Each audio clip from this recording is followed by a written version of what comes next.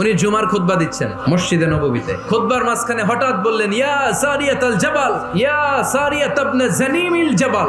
এই কথা বলেই আবার খুতবা দিতে শুরু করলেন। ওনার এই ইয়া সারিয়াত ইবনে জানিমিল জাবালের সাথে আগের কথারও কোনো মিল নাই, পরের কথারও কোনো মিল নাই। জুমার নামাজের পর মুসল্লি সাহাবারা ধরলেন, বললেন, ইয়া আমিরাল মুমিনিন, খুতবার মাঝখানে হঠাৎ করে ইয়া সারিয়াত ইবনে জানিমিল জাবাল বলে আপনি চিৎকার করলেন কেন? আপনার এই বাক্যের সাথে আপনার খুতবার আগের বাক্যের কোনো মিল নাই, আপনার খুতবার পরের বাক্যেরও কোনো মিল নাই। এই কথা আপনি কারে বললেন, কারে উদ্দেশ্য করে বললেন? এই কথার তাৎপর্য কি আমাদেরকে বুঝিয়ে বলেন।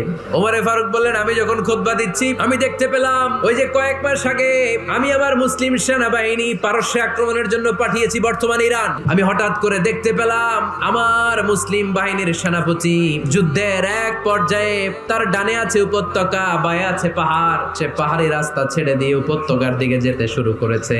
আমি দেখতে পেলাম আমার মুসলিম বাহিনী যদি উপত্যকার দিকে ছুটে বেড়ায়, কাফির মুশরিকরা আমার মুসলিম বাহিনীকে কচুকাটা করে ফেলবে।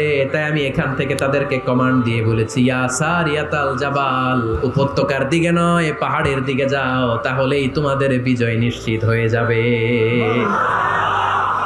সাহাবারা অবাক, ঘটনা কি?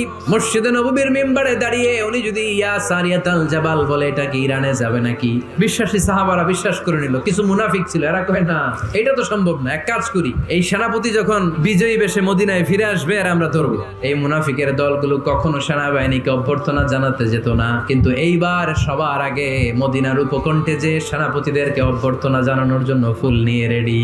সেনাপতি ঢুকার সাথে সাথে ধরছে, এই সেনাপতি কোত্থেকে আসছে? কয় পারস্য জয় করে আসছে। কয় এমন এমন দিন, জুমার দিন দুপুর বেলা যুদ্ধের মাঝখানে আমিরুল মুমিনিনের কণ্ঠের কোন কথাবার্তা শুনছো নাকি? সেনাপতি অবাক, কয় তোমরা জানলা কেমনে? শুনছি তো, আমরা যুদ্ধে একটা ভয়ঙ্কর অবস্থার মধ্যে ছিলাম, পেছন থেকে শত্রু আমাদেরকে আক্রমণ করতে শুরু করে দিল। ডানে যাব না বায়ে যাব, সামনে যাব নাকি পেছনে যাব, রাস্তা খুঁজে পাচ্ছি না। ডান দিকে ছিল আমাদের উপত্যকার রাস্তা, বাঁ দিকে ছিল পাহাড়ি পথ, আমরা সোজা পথ হবে মনে করে উপত্যকার দিকে ছুটতে আরম্ভ করলাম।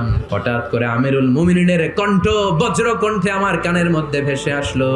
আমার মনে হলো আমিরুল মুমিনিন কেমন যেন আমাকে কমান্ড দিচ্ছেন আর বলছেন, ইয়া সারিয়াতাল জাবাল, ডান দিকে উপত্যকার পথে নয়, তাড়াতাড়ি পাহাড়ের দিকে সৈন্য বাহিনী নিয়ে উঠে যা। ওই দিন যদি ওমরে ফারুকের ওই গাইডলাইন, আমিরুল মুমিনিনের কমান্ড যদি আমি না শুনতাম, আজকে বিজয়ের বেশে ফিরতেও পারতাম না, আমাদের চেহারাও তোমরা দেখতে পেতে না। ওমরে ফারুকের ওই কমান্ড, ওই গাইডলাইন অদৃশ্য থেকে শোনার কারণে ওই পারস্যের মধ্যে আমাদেরকে সেই যুদ্ধে বিজয় দান করেছে কে? দিস ইজ ওমরে।